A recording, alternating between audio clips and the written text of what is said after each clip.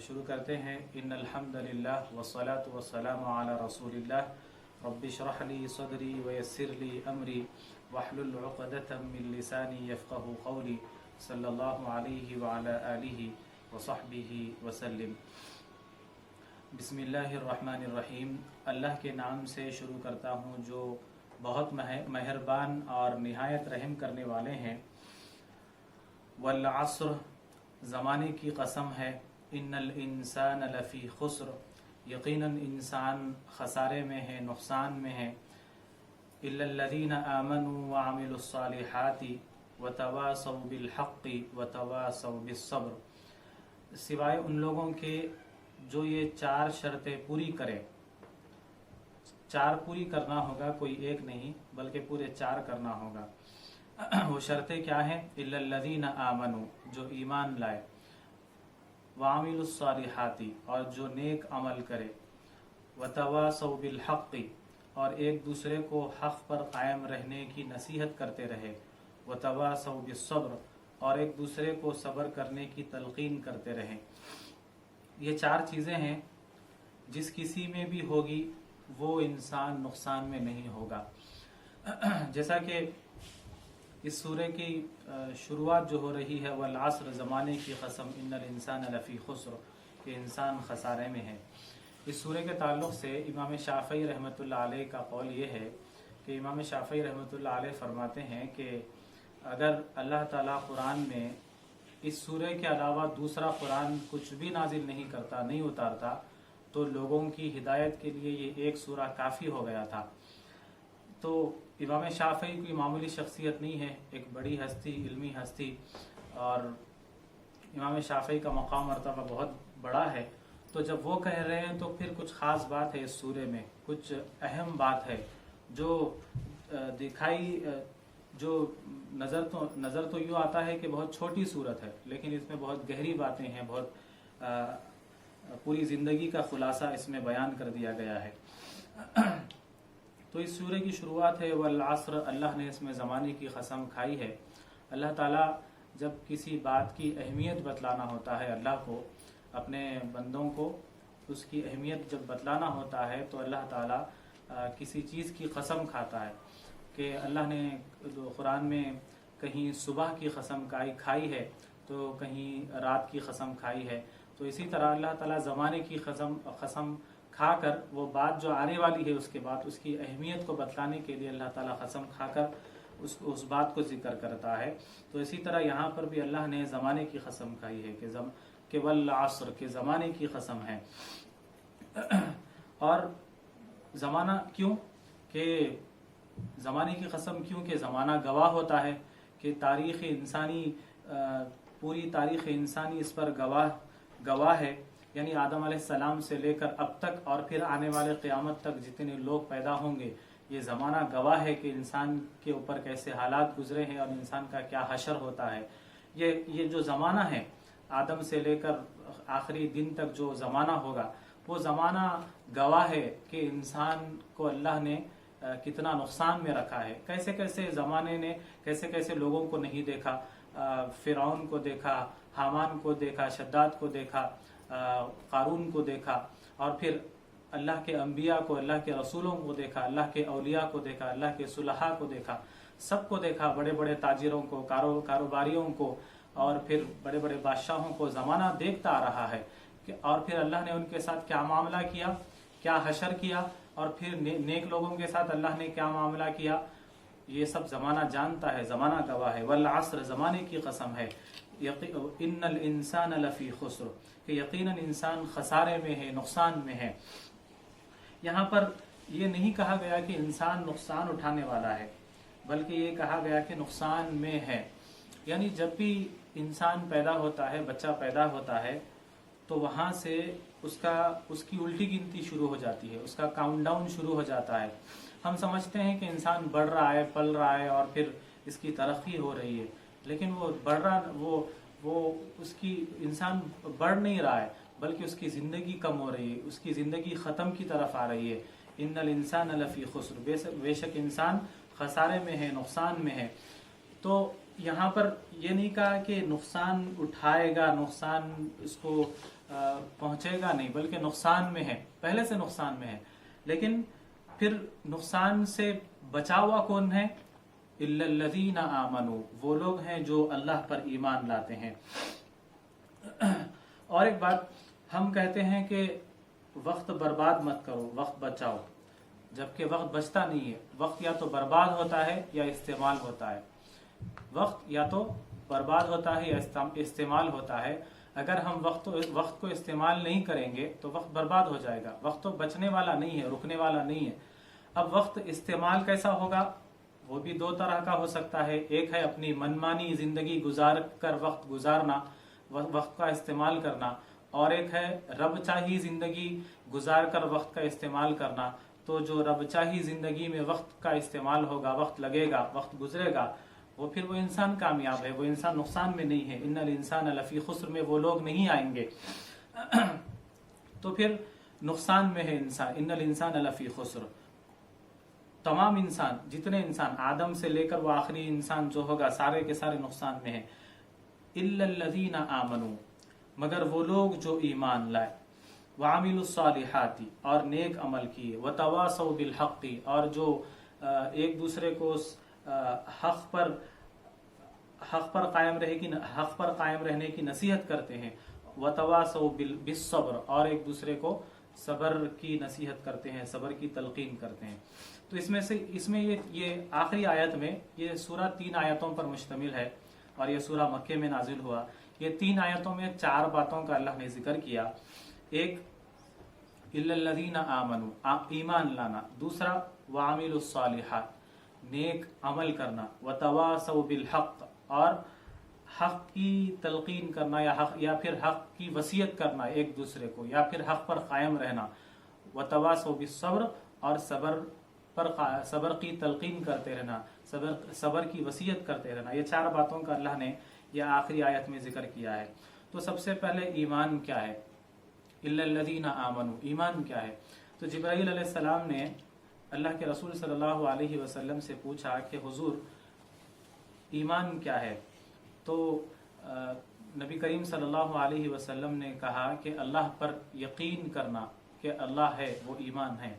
और अल्लाह के रसूलों पर ईमान लाना कि अल्लाह के रसूल हैं, और कि अल्लाह की किताबों पर ईमान लाना कि हाँ अल्लाह की किताबें हैं। फरिश्तों पर ईमान लाना, और अच्छी बुरी तकदीर पर ईमान लाना।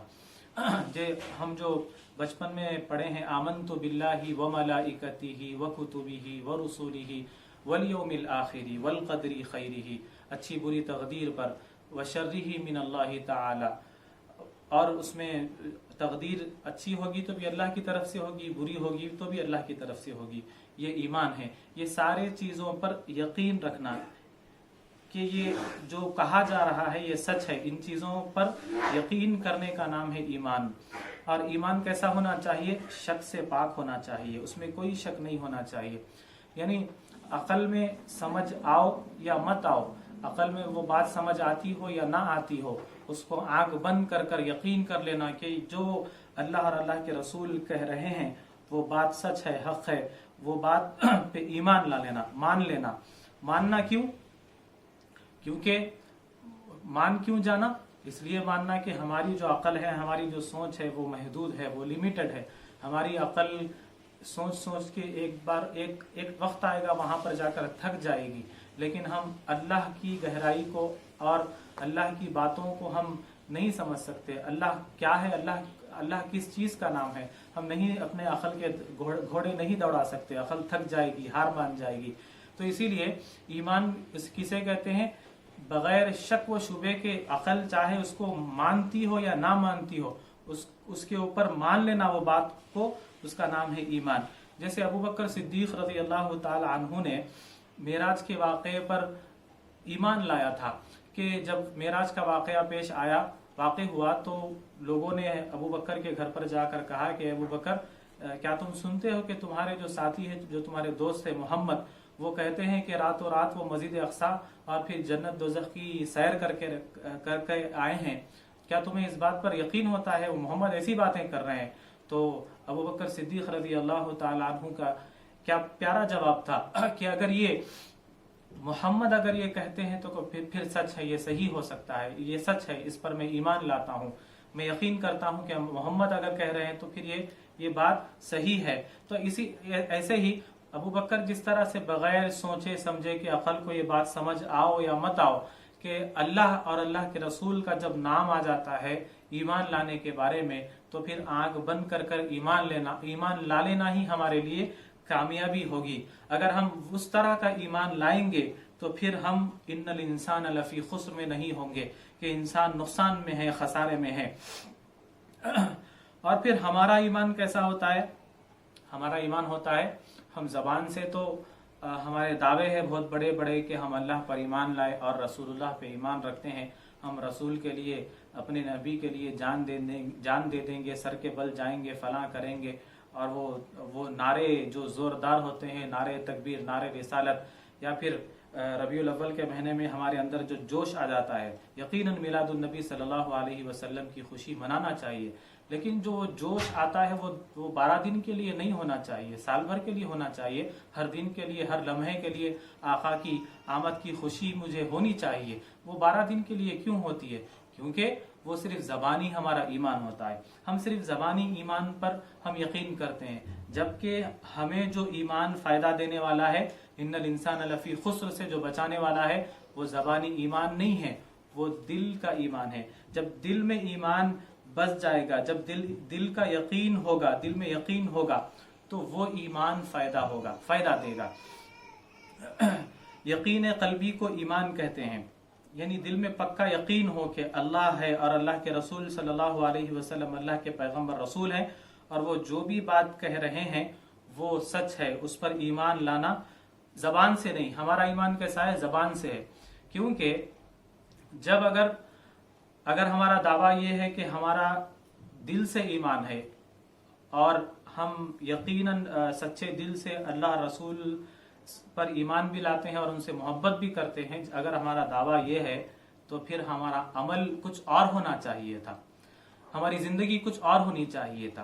क्यों?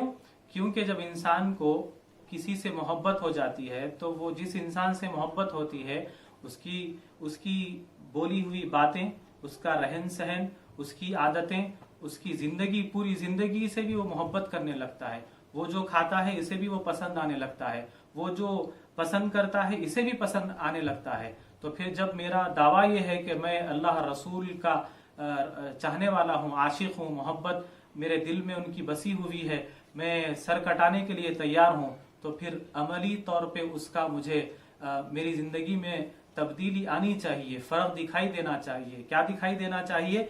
जब मैं ये कहता हूँ कि अल्लाह के रसूल से मुझे मोहब्बत है, तो फिर अल्लाह के रसूल को जो चीजें पसंद थी, उनकी जिंदगी जिस तरह से गुजरती थी, फिर वो जिंदगी मेरे अंदर भी दिखाई देना चाहिए।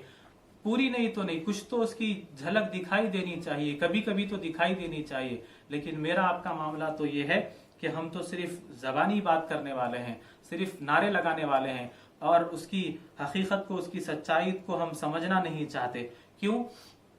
क्योंकि हम तो पैदाइशी मुसलमान हैं, हम तो बाई चांस मुसलमान हो गए, बाई चॉइस मुसलमान नहीं है। मैं एक मुसलमान के घर में पैदा हो गया तो मैं बाई चांस मुसलमान बन गया, मैं अपनी पसंद से इस्लाम को कबूल नहीं किया, मैं पैदाइशी मुसलमान था, मेरे माँ बाप मुझे मुसलमानों वाली तरबियत की, इस्लाम की तरबियत दिए, तो मैं मुसलमान बन गया। लेकिन मुझे इसकी अहमियत, इसकी कदर व कीमत नहीं पता। जो बाई चॉइस मुस्लिम होता है, जो पसंद से इस्लाम कबूल करता है, मेरे ईमान में और उसके ईमान में फर्क होगा। तो मैं पैदाइशी मुसलमान हो गया। लेकिन जो ईमान होता है, तो पैदाइशी मुसलमान होने से होता क्या है? ये सिर्फ जबानी बातें आती है, वो मैं बड़े बड़े बातें करते हैं हम अल्लाह रसूल के मैं अल्लाह रसूल पे ईमान लाया, हमारा ईमान है, हम जो है सो सर कटा देंगे, सर के बल जाएंगे। ये बातों से कुछ नहीं होगा, बल्कि ईमान के लिए मेहनत करनी पड़ती है। मेहनत से ईमान हासिल होता है, मेहनत करने से दिल में जाकर ईमान बसता है। जो ईमान दिल में जाकर बसेगा वो हकीकत में सच्चा ईमान होगा। क्यों? क्योंकि अल्लाह ने कुरान में एक जगह इरशाद फरमाया है, क़ालतिल अअराबु आमन्ना क़ुल लम तुअमिनू वलाकिन क़ूलू अस्लमना वलम्मा यदखुलिल ईमानु फी क़ुलूबिकुम। एक हुजूर के पास एक मुसलमानों का एक वफ्द आया था, एक ग्रुप आया था एक गांव से, जो जिसको बद्दू कहते हैं। जब वो लोगों ने कहा कि ईमान की बातें जब कर रहे थे, हम ईमान वाले हैं, तो अल्लाह ताला ने ये आयत नाजिल किया और उनसे कहा, अल्लाह के रसूल से, कि मोहम्मद सल्लल्लाहु अलैहि वसल्लम आप कह दीजिए, क़ालतिल आराब आमन्ना, वो आराबी कहते हैं कि आमन्ना, हम ईमान लाए, हम मोमिन हैं। क़ुल लम तुमिनु, जबकि वो मोमिन नहीं है, वलाकिन क़ूलू अस्लमना, उन्हें कहना चाहिए, बल्कि उन्हें कहना चाहिए कि अस्लमना, हमने इस्लाम कबूल किया। वलम्मा यदखुलिल ईमानु फी क़ुलूबिकुम, जबकि उनके दिलों में ईमान अभी दाखिल नहीं हुआ है, तो फिर वो मोमिन नहीं होंगे। जब तक ईमान दिल में दाखिल नहीं होगा वो मोमिन नहीं हो सकते। तो ईमान तो मेहनत से आता है, ईमान मेहनत से दिल में दाखिल होता है। एक जगह अल्लाह ताला ने इरशाद फरमाया, अंतुमुल आलौना इन कुंतुम मुमिनीन, अगर तुम्हारे अंदर ईमान होता तो तुम बहुत ऊंचे मकाम पर होते। तो हम मुसलमानों का हाल सबके सामने खुला है कि सबके सामने वाज़ेह है कि हम मुसलमान किस तरह से जलील है। अगर हम मुसलमानों के अंदर अगर ईमान होता तो फिर हमारा मकाम और मर्तबा, हम अल्लाह की मदद हमारे साथ होती और हमारा मकाम कुछ और होता। तो ईमान, अल्लाह पे ईमान लाना, किताबों पर ईमान लाना, फरिश्तों पर ईमान लाना, रसूलों पर ईमान लाना, आखिरत के दिन पर ईमान लाना, तकदीर पर ईमान लाना, ये सारी चीज़ों का नाम ईमान है। और ये बताने वाला कौन है हमें? अल्लाह और अल्लाह के रसूल। अल्लाह की बात हम तक किसके जरिए पहुंची? मोहम्मद सल्लल्लाहु अलैहि वसल्लम के जरिए पहुंची। तो मोहम्मद सल्लल्लाहु अलैहि वसल्लम के जरिए हमें हिदायत मिली। तो फिर अगर हम ईमान, सच्चा और पक्का ईमान चाहते हैं, यकीन चाहते हैं दिल में, तो फिर हमें मोहम्मद सल्लल्लाहु अलैहि वसल्लम के थ्रू अल्लाह तक पहुंचना चाहिए। अगर अल्लाह के रसूल सल्लल्लाहु अलैहि वसल्लम को अगर हम रास्ते से हटा देंगे तो फिर ना हम ईमान को समझ सकते हैं, ना अल्लाह को समझ सकते हैं। मोहम्मद सल्लल्लाहु अलैहि वसल्लम को जिंदगी को देखेंगे, उनकी जिंदगी से प्यार करेंगे, उनकी शख्सियत से प्यार करेंगे और उनकी जिंदगी को जानने की, समझने की कोशिश करेंगे, तो फिर कुरान समझ आएगा।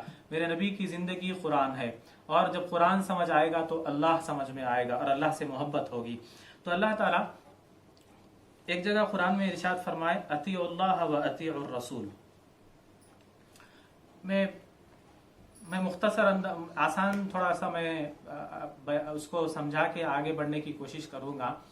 वैसे ये सूरे की टॉपिक बहुत लेंथी है, अगर इसको तफसील में अगर बयान किया जाए तो मुख्तसर मैं कोशिश करूंगा कि आसान करके उसको मैं अर्ज करूं। दो चीजें हैं जो हम सुनते आए हैं, एक है इताअत और दूसरा है इत्तिबा। एक है इताअत और एक है इत्तिबा। इताअत और इत्तिबा, एक जगह कुरान में अल्लाह ने फरमाया, कुल अतीउल्लाह व अतीउर रसूल, अल्लाह की इताअत करो, व अतीउर रसूल, और रसूल की इताअत करो। अगर अल्लाह की और अल्लाह के रसूल की इताअत करोगे तो भी हम कामयाब हो जाएंगे। फिर एक जगह अल्लाह ने इरशाद फरमाया, कुल इन कुंतुम तुहिब्बूनल्लाह फत्तबिऊनी युहब्बिबुकुमुल्लाह।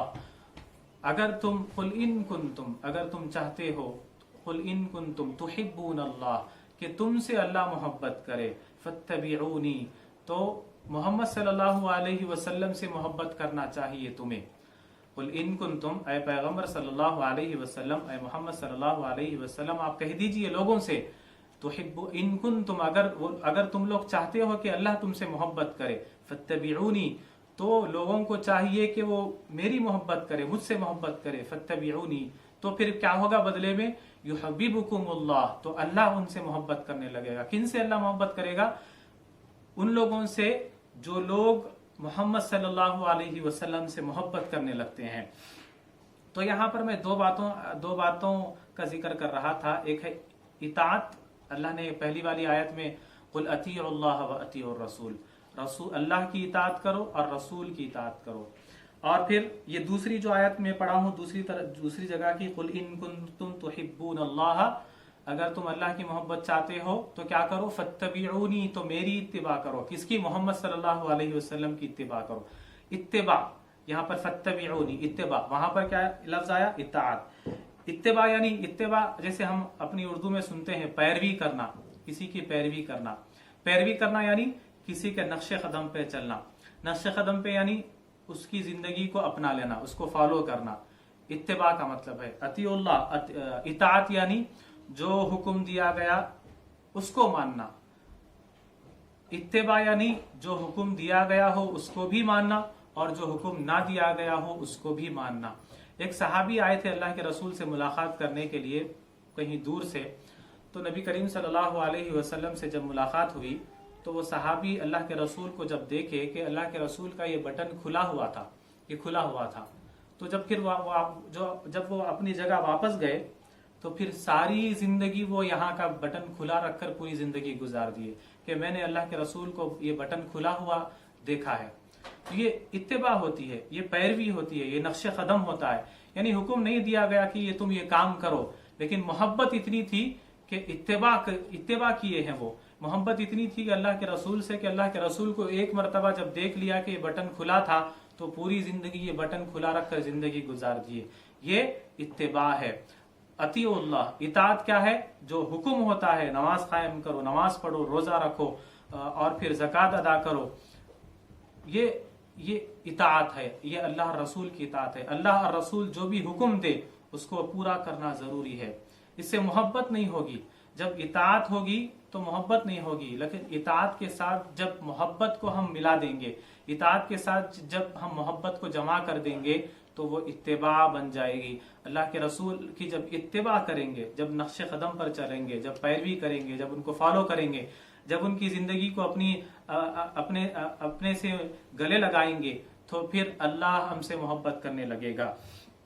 तो इताअत की जाती है हुक्म की और पैरवी की जाती है नक्शे कदम की, चाहे हुक्म हो या ना हो। उसके बाद एक अल्लाह के रसूल सल्लल्लाहु अलैहि वसल्लम की एक हदीस है, ला युमिनु अहदुकुम अकूना अहब्बा इलैहि मिन वालिदिही व वलदिही वन्नासी अजमाइन। ला युमिनु, तुम में से कोई भी मोमिन नहीं हो सकता, यानी ईमान वाला नहीं हो सकता। हम यहाँ पर ईमान की बात कर रहे हैं ना, इल्लल्लज़ीना आमनू, वो लोग खसारे में नहीं है जो ईमान लाए। ईमान कैसा होना चाहिए? ऐसा होना चाहिए अल्लाह के रसूल की इत्तिबा के जरिए से अगर वो ईमान होगा, अल्लाह के रसूल की मोहब्बत होगी, अल्लाह के रसूल के जरिए ही हम तक हिदायत पहुंची है, ये कुरान पहुंचा है, ये जो मैं आप बातें सुन रहे हैं अल्लाह के रसूल के जरिए ही हम तक आई है। अगर हम अल्लाह के रसूल की जिंदगी से अगर मोहब्बत नहीं करेंगे तो फिर हम ईमान को नहीं समझ सकेंगे, अल्लाह को नहीं पहचान सकेंगे। तो अल्लाह के रसूल फरमाए, ला युमिनु, तुम में से कोई भी मोमिन नहीं हो सकता, अहदुकुम, कोई भी मोमिन नहीं हो सकता, हत्ता अकूना, यहाँ तक के, ला युमिनु अहदुकुम हत्ता अकूना, यहाँ तक के अकूना अहब्बा इलैहि मिन वालिदिही व वलदिही वन्नासी अजमाइन, यहाँ तक के तुम मुझे अपने वालिदैन से, अपनी औलाद से और तमाम दुनिया के लोगों से ज्यादा जब तक कि तुम मुझसे मोहब्बत नहीं कर लेते उस वक्त तक तुम ईमान वाले नहीं हो सकते। ला युमिनु, मोमिन नहीं हो सकते। तो अगर मेरे दिल में अगर किसी मेरे दोस्त की मोहब्बत है, अगर मेरे दिल में ज्यादा मोहब्बत किसकी होना चाहिए? मोहम्मद सल्लल्लाहु अलैहि वसल्लम की, अल्लाह और रसूल की। अगर उनसे ज्यादा अगर मेरे दिल में मेरे बच्चों की मोहब्बत, मेरे माँ बाप की मोहब्बत, मेरी बीवी की मोहब्बत, मेरे भाइयों की, मेरे दोस्तों की, मेरे रिश्तेदारों की मोहब्बत होगी तो फिर ला युमिनु, मैं मोमिन नहीं हो सकता, मैं मोमिन नहीं हो सकता।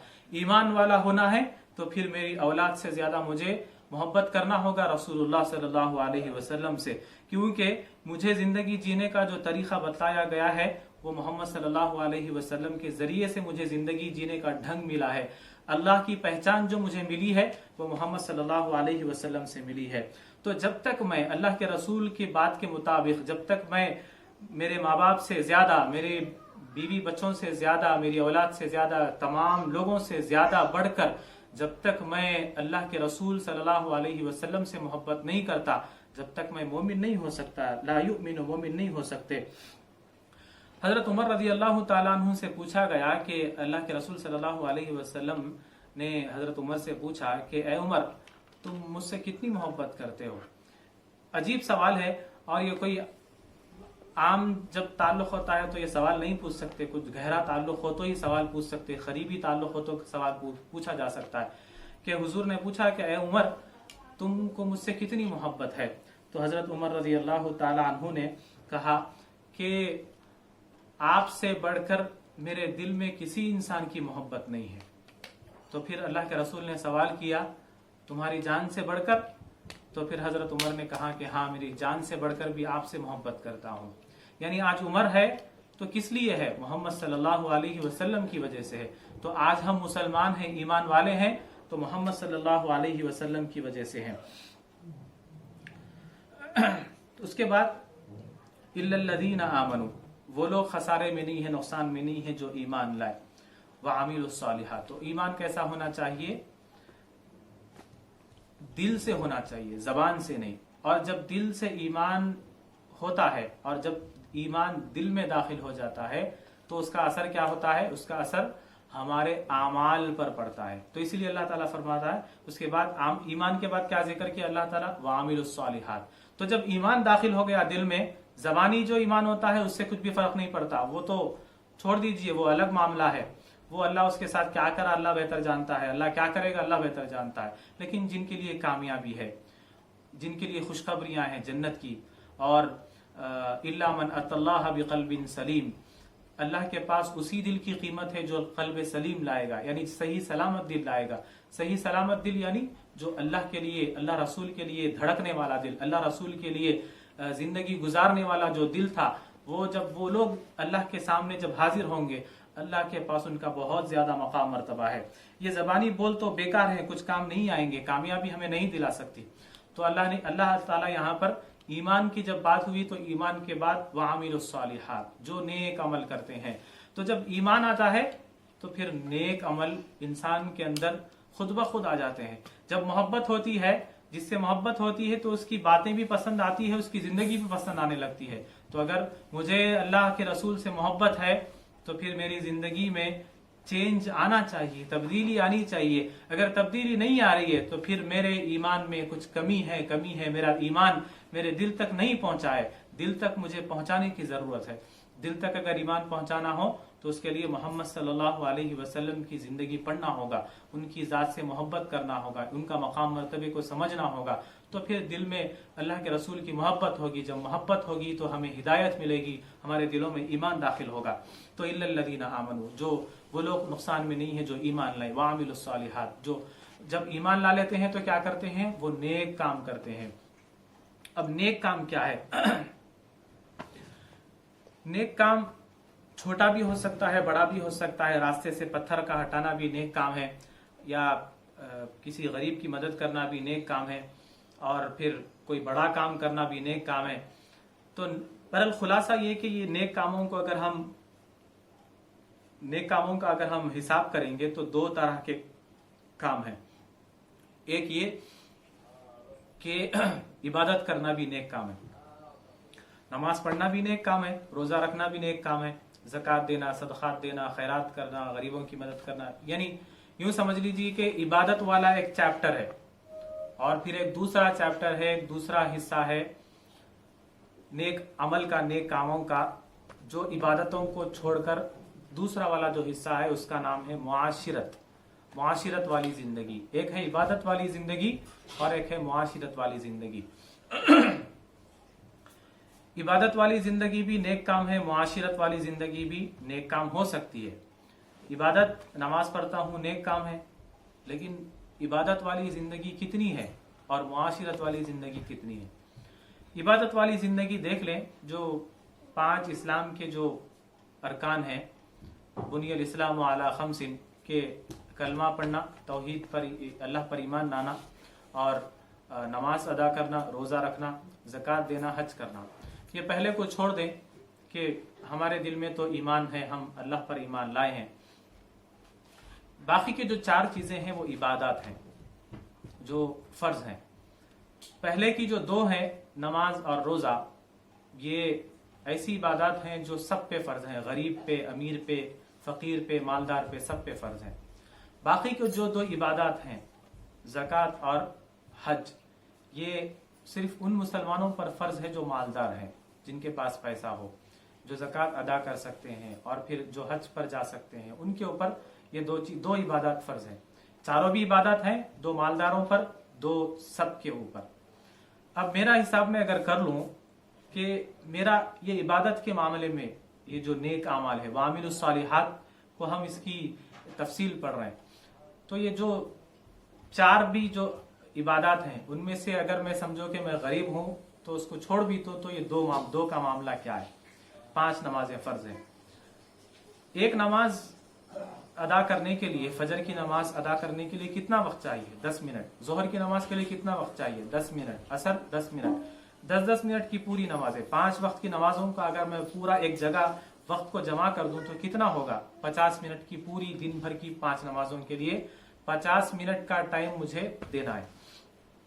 دوسری عبادت 24 گھنٹوں میں سے میں صرف 50 منٹ 1 گھنٹہ مان لیجیے 1 گھنٹہ میں عبادتوں کے لیے لگا رہا ہوں اور باقی 23 گھنٹے تو خالی ہے میرے. عبادت تو نہیں کر رہا ہوں, نماز تو نہیں پڑھ رہا ہوں. اب دوسری عبادت روزہ.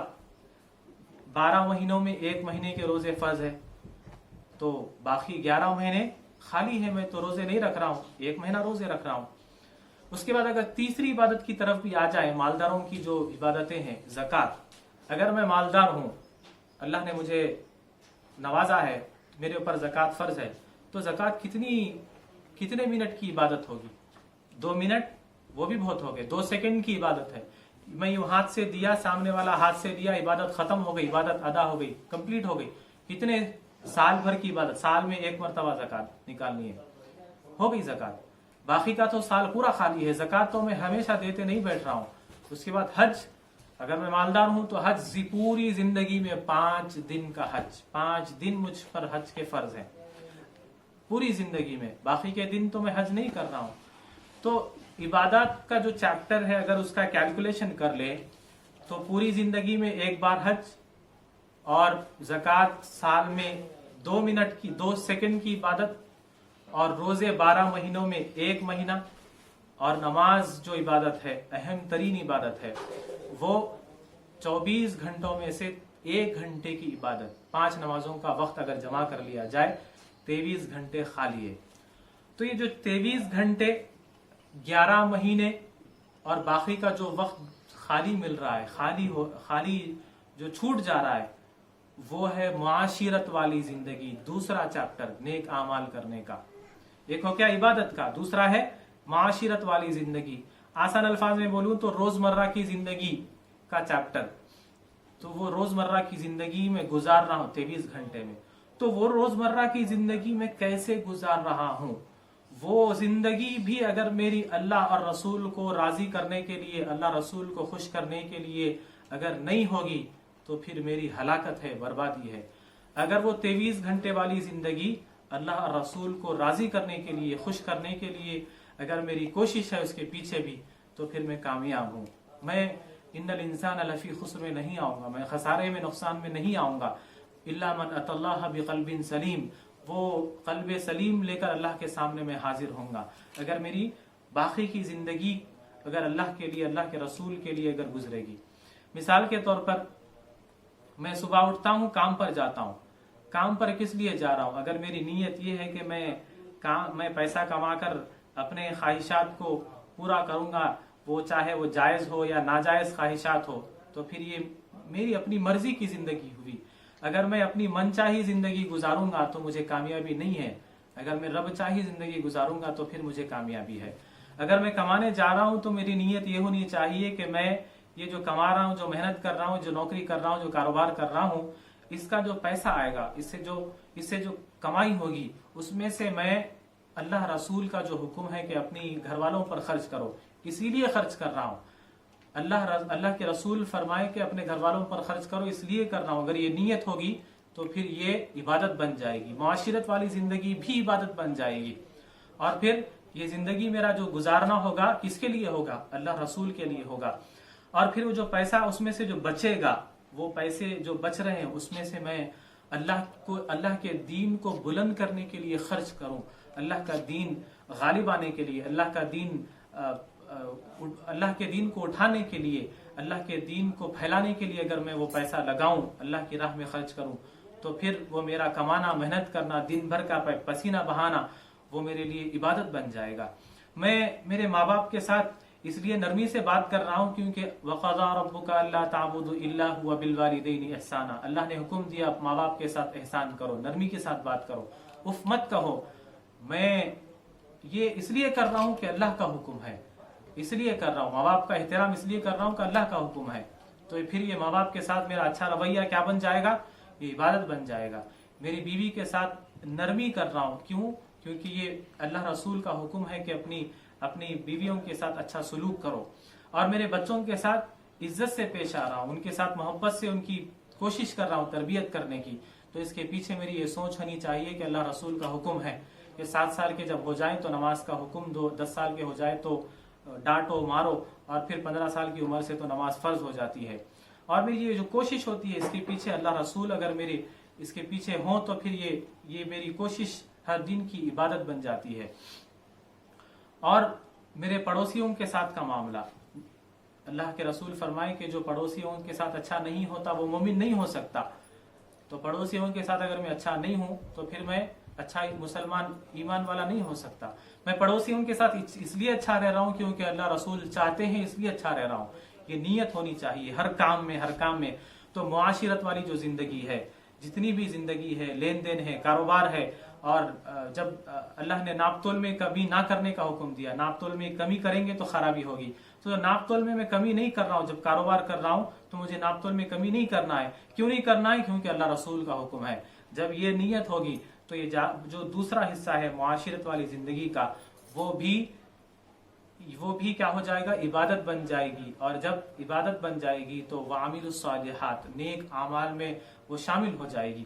تو نیک اعمال 2 طرح کے ہیں، ایک اللہ کے لیے، ایک جو ہم سنتے ہیں کہ ایک انسان کے اوپر 2 حقوق ہے، ایک اللہ کے بندوں کے، تو یہی ہے جو میں نے عرض کیا، حقوق اللہ کا ایک حق ہے جو عبادتوں کا چیپٹر ہے، حقوق العباد جو بندوں کے حق ہے وہ معاشرت والی زندگی ہے، لیکن وہ بندوں کے جو حق ہے وہ اللہ رسول کی مرضی کے مطابق اگر وہ زندگی ہوگی تو پھر وہ صحیح زندگی ہے۔ اور جب ایسی زندگی ہوگی کہ یہ عبادت بھی اللہ کے لیے اور وہ معاشرت والی زندگی بھی اللہ کے لیے، اللہ رسول کے لیے ہوگی، تو پھر یہاں پر ایمان داخل ہونے کی کچھ امید نظر آتی ہے، دلوں میں ایمان داخل ہونے کا کچھ راستہ ملتا ہے، ورنہ پھر اندھیرا ہے، زندگی میں روشنی نہیں ہے۔ روشنی اگر چاہتے ہو تو رسول اللہ اور اللہ کے رسول کی زندگی، ان کی مرضی کے مطابق زندگی گزارنا پڑے گا۔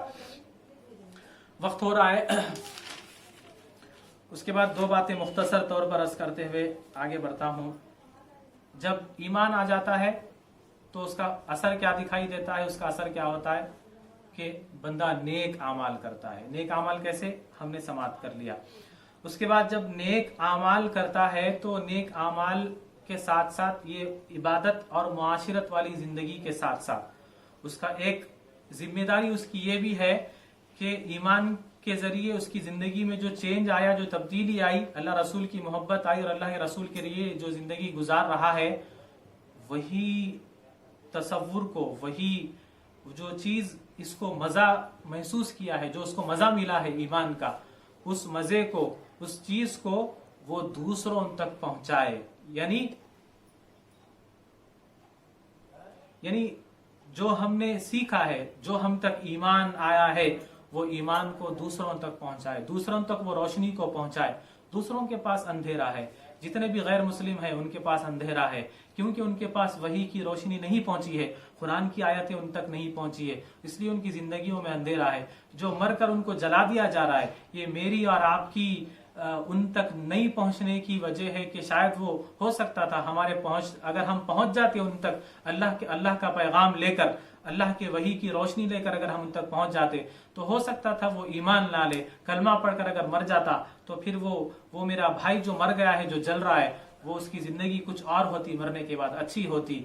تو ہمیں جو ایمان ہم تک پہنچا ہے، جب ایمان ہمارے دلوں میں جب آ گیا ہے اور نیک اعمال کے ذریعے ایمان دل میں بس گیا ہے، تو وہ کیا کرنا ہے؟ اسے دوسروں تک پہنچانا ہے۔ وَتَوَاصَوْا بِالْحَقِّ، تواصو کہتے ہیں وصیت کرنے کو، تواصو کا مطلب یہاں پر معنی لفظ آیا ہے تواصو، وصیت کرنا۔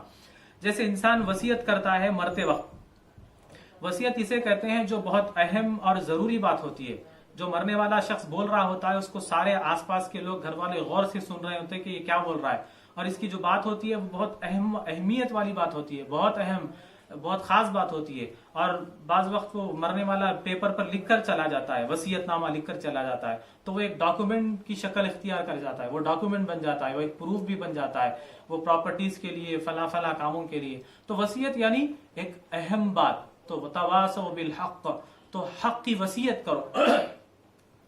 تو حق کیا ہے؟ یہ قرآن حق ہے، اللہ رسول کی باتیں حق ہے. تو یہ حق کو کیا کرنا ہے؟ جو میرے دل میں آ کر بس گئی ہے حق، یہ ایمان جو بس گیا ہے وہ ایمان حق ہے، وہ ایمان کو وتواصوا بالحق، تو وہ حق کو ایک دوسرے کو وصیت کرنا ہے، یعنی ایک دوسرے تک بات کو پہنچاتے رہنا ہے، ایک دوسرے کو تلقین کرتے رہنا ہے کہ حق پر قائم رہو، حق پر قائم رہنے کی نصیحت کرتے رہنا ہے. انسان ہے کہ انسان عبادت کرتے رہتا ہے، اللہ کے راستے میں لگا ہوا ہوتا ہے، اللہ کے رسول کی محبت میں زندگی گزارتے رہتا ہے، لیکن شیطان بھی لگا ہوا ہے کہ اس کو راستے سے بھٹکانے کی کوشش کرتا ہے.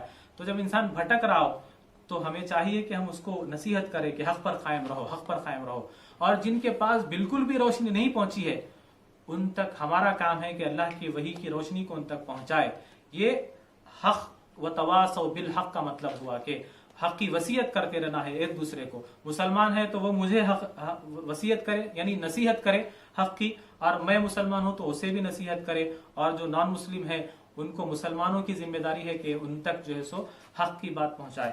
تو اس کے بعد جب ایمان آ گیا اور نیک اعمال کرنا شروع کر دیا تو بندہ کیا ہوگا؟ اس کے بعد اللہ کیا حکم دیے کہ وہ حق کی بات دوسروں تک پہنچائے. جب دوسروں تک وہ حق کی بات پہنچائیں گے تو کیا ہوگا؟ وہاں سے ہمیں کرٹیسائز کیا جائے گا، تنقیدیں کی جائے گی، انگلیاں اٹھائی جائے گی. ابو لہب، ابو جہل یہ ایسے ہی تو انگلیاں نہیں اٹھائے تھے، اللہ کے رسول نے انہیں حق بات بتلائی کہ اللہ ایک ہے، اللہ پہ ایمان لاؤ، یہ تمہارے جو جھوٹے خدا ہیں ان کو چھوڑ دو. تو پھر کیا ہوا؟ کرٹیسائز کیا گیا، انگلیاں اٹھائی گئی، تنقیدیں کی گئی کہ محمد تم پاگل ہو گئے، یہ مجنون ہو گیا، یہ اس کے اوپر اثرات ہو گئے. تو ہم بھی جب حق کی بات لوگوں تک پہنچانے کی کوشش کریں گے تو پھر ہم پر بھی انگلیاں اٹھیں گی. تو پھر ہمیں کرنا کیا ہے؟ وتواصوا بالحق. تو ہمیں ایک دوسرے کو صبر کی تلقین کرنا ہے، ایک دوسرے کو صبر کرنے کی تلقین کرتے رہنا ہے کہ صبر کرو، صبر کرو. 100 لوگوں کو ہم ایمان کی دعوت دیں گے، حق پہنچائیں گے، تو اس میں سے ایک تو کوئی ایمان لائے گا، ایک تو کوئی وہ حق کی بات کو قبول کرے گا، تو ہم اپنی ذمہ داری پوری کر رہے ہوں گے. تو اللہ تعالیٰ ایسے لوگوں کی اللہ کے پاس بہت اہمیت ہے. اور میں سورہ کوثر، انا اعطیناک الکوثر میں ایک بات میں وہاں پر عرض کیا تھا کہ حوض کوثر کا پانی اللہ کے رسول اپنے ہاتھوں سے پلائیں گے. اللہ کے رسول نے فرمایا کہ میں اس حوض پر سب سے پہلے حاضر رہوں گا، سب سے پہلے پہنچ جاؤں گا، تم سے پہلے، پوری امت سے پہلے. میں وہاں پر میزبان ہوں گا اور تم مہمان ہوں گے، میں تمہاری میزبانی کر رہا ہوں گا اور میں اپنے ہاتھوں سے اس حوض کا پانی پلاؤں گا. وہ حوض کا پانی کیسا ہوگا؟ شہد سے زیادہ میٹھا ہوگا اور دودھ سے زیادہ سفید ہوگا. ایک بار جو پانی اس حوض کا پیے گا پھر اس کو کبھی پانی کی پیاس نہیں لگے گی. تو وہ حوض کا جو پانی ہے کسے نصیب ہوگا؟ الا الذین آمنوا وعملوا الصالحات وتواصوا بالحق وتواصوا بالصبر. جو زندگی ایسی ہوگی جو ایمان لایا اللہ پر اور پھر نیک اعمال کرتا رہا اللہ کے لیے، وتواصوا بالحق، جو دوسروں کو حق کی بات پہنچایا، اور جو تکلیف ہوتی ہے اس کے بدلے میں جو تکلیف پہنچے گی اس کے اوپر صبر کرتا رہا، تو ان کے لیے ہے حوض کوثر کا پانی، انہیں نصیب ہوگا. میری زندگی اور آپ کی زندگی کیسی ہے؟ ہم زبانی ایمان کے دعوے کرتے ہیں، ہم فلاں عاشق ہے، اللہ کے رسول کے عاشق ہے، لیکن اگر دل میں ایمان ہے یا نہیں ہے دیکھنے کا آسان طریقہ، اپنی زندگی کو دیکھ لیں. آپ کی زندگی میں اگر کچھ چینج ہو رہا ہے، کچھ تبدیلی ہو رہی ہے، تو پھر سمجھیں کہ ہاں ایمان آ رہا ہے، راستہ کھلا ہے، روشنی آ رہی ہے، اندھیرا جا رہا ہے. اگر نہیں ہے، صرف زبانی بول ہے، نمازیں پڑھنا ہے، لیکن میں فجر میں سو رہا ہوں، تو پھر میرے ایمان میں کمی ہے. وہ ایمان کی کمی کو مجھے وہ پورا کرنا ہوگا، وہ اندھیرے کو ہٹانے کی ہر دن مجھے کوشش کرنی ہوگی.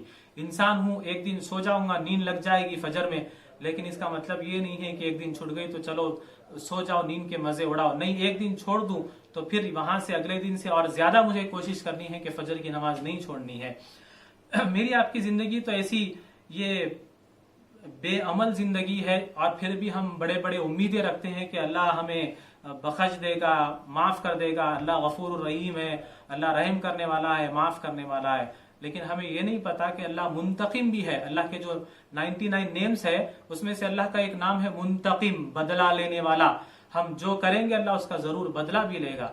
मेरी आपकी ज़िंदगी इतनी लापरवाह है, उसके बावजूद हमें इतना यकीन है कि हमारी बख्शिश हो जाएगी, क्योंकि हम उम्मत मोहम्मदिया में से हैं, हम अल्लाह के रसूल को चाहने वाले हैं। अगर चाहने वाले हैं तो फिर जिससे मोहब्बत होती है उसकी चीज़ें हमारी ज़िंदगी में असरअंदाज होती है, हमारी ज़िंदगी में उसका असर होता है। हम भी वो कामों को करने लगते हैं जो वो किया करते थे। तो अगर कर रहे हो तो फिर मोहब्बत है, अगर नहीं कर रहे हैं तो फिर मोहब्बत नहीं है। वो सिर्फ ढोंग है, दिखावा है, वो सिर्फ बड़े बड़े बातें हैं, बोल है। हजरत उमर रजी अल्लाह ताला अन्हु की ज़िंदगी सबके सामने है कि वो कैसी ज़िंदगी गुजारे हैं अल्लाह और अल्लाह के रसूल को राज़ी करने के लिए।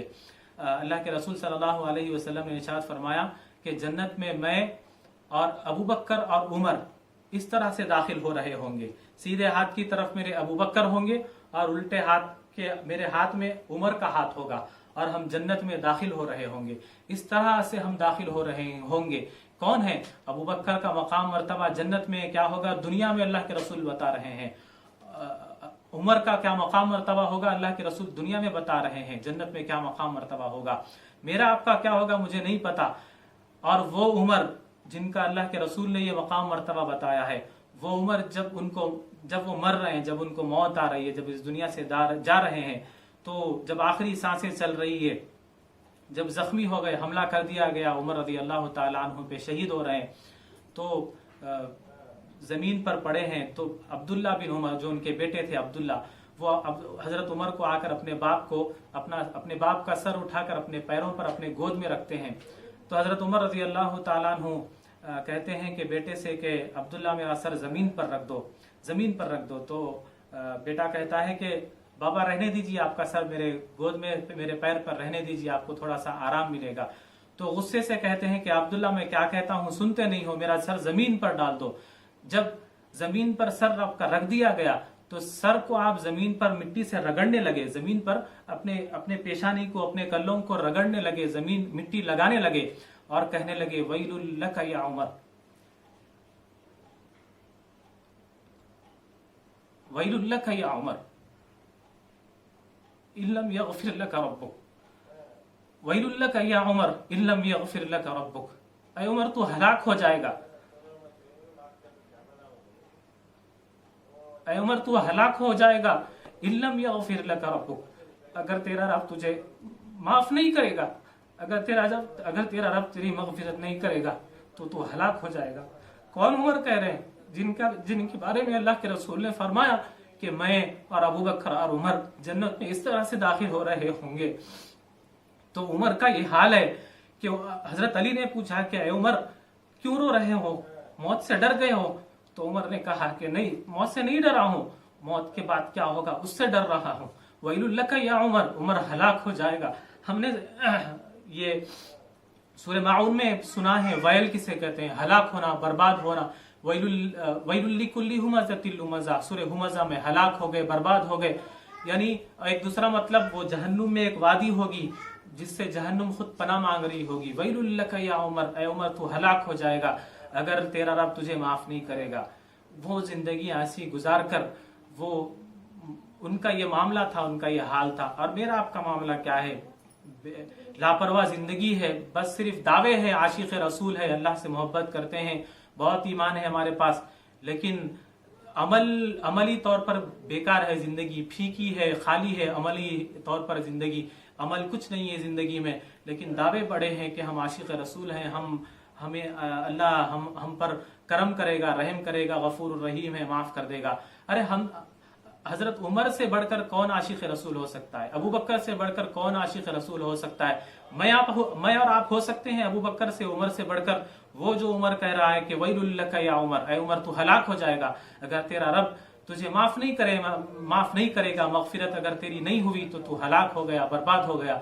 यानी ऐसी जिंदगी गुजारने के बाद भी वो डर रहे हैं, कांप रहे हैं कि मेरा क्या मामला होगा, नहीं पता। लेकिन हमारा उल्टा है कि हम कुछ नहीं कर रहे हैं, लेकिन हमें एक भरोसा है, एक यकीन है कि हमारे साथ बहुत कुछ अच्छा हो जाएगा। تو بہرحال خلاصہ یہ کہ انا اعطیناک الکوثر، ہم نے آپ کو کوثر عطا کیا، وہ حوض کوثر جس کا پانی نبی کریم صلی اللہ علیہ وسلم اپنے ان امتیوں کو پلائیں گے، الا الذین آمنوا وعملوا الصالحات وتواصوا بالحق وتواصوا بالصبر، جو ایمان لائیں گے، جو نیک عمل کریں گے اور جو حق بات لوگوں تک پہنچائیں گے اور حق بات کی ایک دوسرے کو وصیت کریں گے، وتواصوا بالصبر، اور صبر پر قائم رہیں گے، صبر پر قائم رہنے کی، صبر کی نصیحت تلقین کرتے رہیں گے۔ اللہ سے دعا ہے کہ اللہ ہم سب کو کہنے اور سننے سے زیادہ عمل کرنے کی توفیق عطا فرمائے۔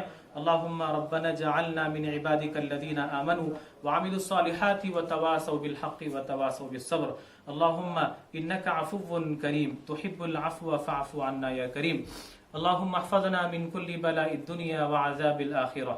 اللہم انا ندعوک اللہ وندعوک الرحمن وندعوک البر الرحیم وندعوك بأسمائك الحسنى كلها ما علمنا منها وما لم نعلم أن تغفر لنا وترحمنا يا ذا الجلال والإكرام۔ اللهم إنا نسألك العفو والعافية في الدين والدنيا والآخرة۔ اللهم أنزل علينا بركات من السماء والأرض۔ اللهم إنا نسألك من فضلك ورحمتك۔ اللهم إنا نسألك علما نافعا ورزقا واسعا وشفاء من كل داء۔ اللهم إنا نعوذ بك من البرص والجنون والجذام ومن سيء الأسقام۔ صلى الله تعالى على خير خلقه محمد وعلى آله وأصحابه أجمعين والحمد لله رب العالمين۔